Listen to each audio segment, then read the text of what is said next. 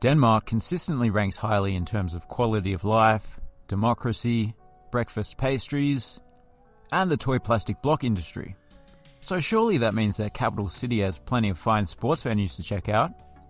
Here are the stadiums and arenas of Copenhagen, Denmark. Weirdly, we're going to start off with a venue that doesn't host much sport at all. KB Hallen is primarily a music venue, although it was previously home to Copenhagen's Bold Club, KB, who still use the surrounding venues for various sports, including cricket, which is played on this very normal-looking cricket ground. The original venue, which was opened in 1938, as the largest venue of its kind in the country, was severely damaged by a fire in 2011, and this one was rebuilt in its place, opening in 2018. Basically nothing of the old hall remained, but I believe the new design is a bit of an homage to the old one. It too is a pretty straightforward arched roof construction. Parken. You probably don't have to speak Danish to understand that the name Parken simply means the residue that forms on the lid of a jar of honey. Sorry, got my notes mixed up there. Parken means park.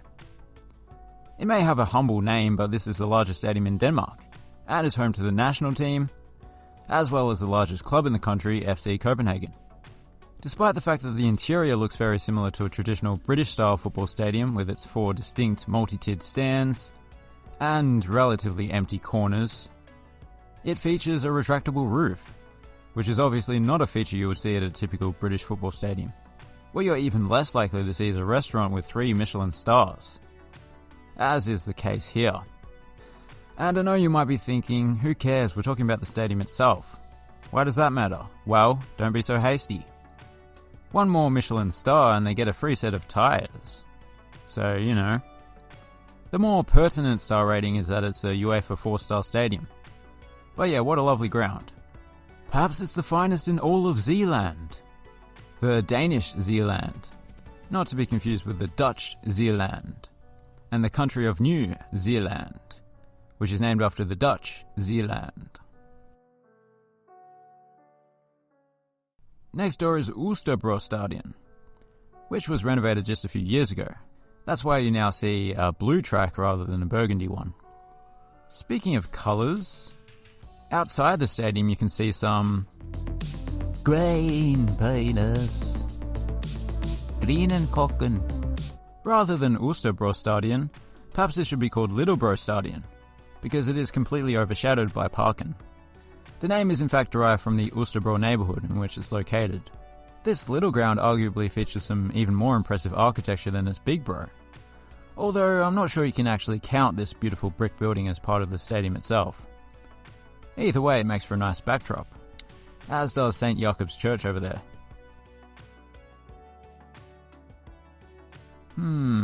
Now this is tricky. If you pronounce that name as Ballerup, it sounds like some sort of basketball-related euphemism. If you pronounce it Ballerup, it sounds like a small town in rural Australia. But I believe it's Ballerup, which is the name of a town on the outskirts of the city, in which the Super Arena is located.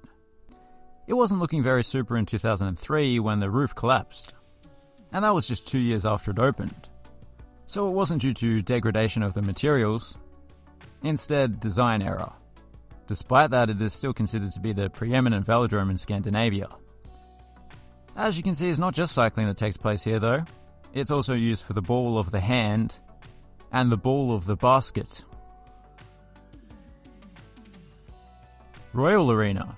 Speaking of royals, the Queen of Denmark is Australian born, isn't she? She went from Taswegian to Denmark-Wegian. Just like in Tasmania, there is a lot of timber here.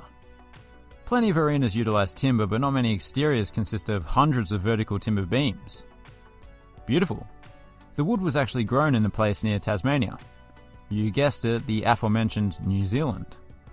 Ironically, the first event to take place here was a Metallica concert.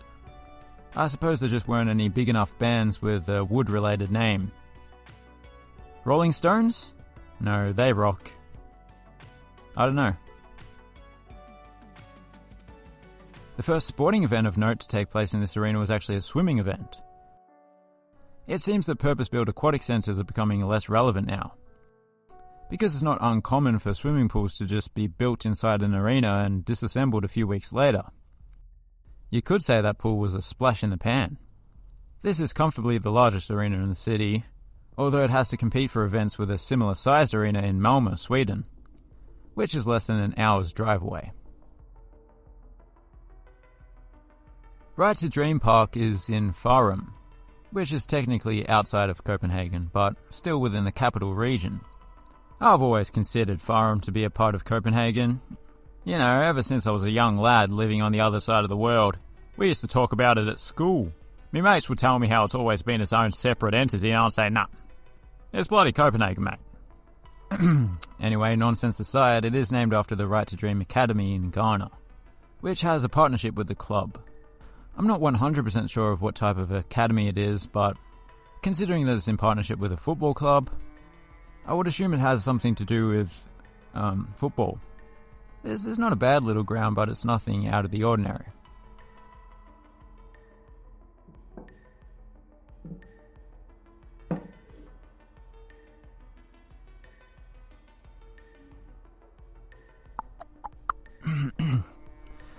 I'm a Barbie girl in a Barbie world, wrapped in plastic.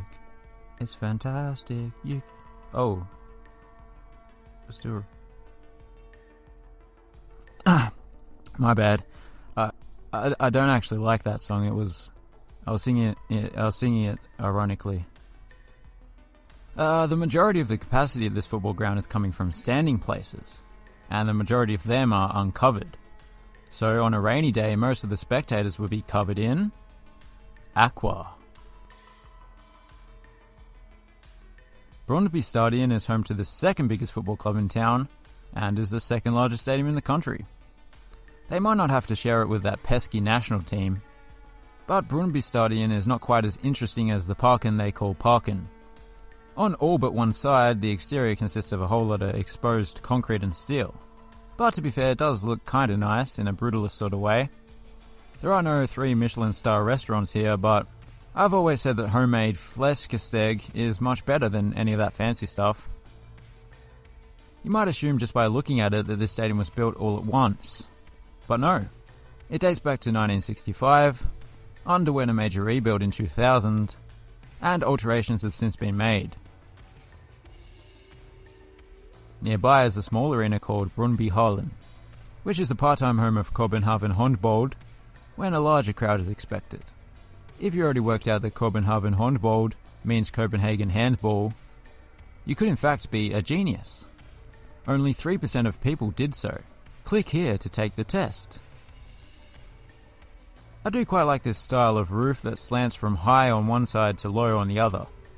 It's not just for looks, there happens to be a whole lot more seating on one side, so it makes sense. Now for some honourable mentions. Valby Idrætspark is a pretty basic little stadium of the football and athletics variety. Not much else to say. And Valbyhallen is a pretty basic little arena that hosts all sorts of sports. Here you can see it during the Musical Chairs World Championships. And I have to mention Ballerup Idrætspark Stadion, because it seems that the club that plays here were a little paranoid about a potential invasion, so they built a moat around the field. That's kinda cool. So there you have it, time to pick a favourite. It was a toss-up between the Royal and the Parken. I have to pave paradise and put myself in with the Parken lot. There's a good blend of traditionality and modernity without compromising its integrity. Yes, well done. Very profound indeed, yes, okay. Thanks for watching, have a good one.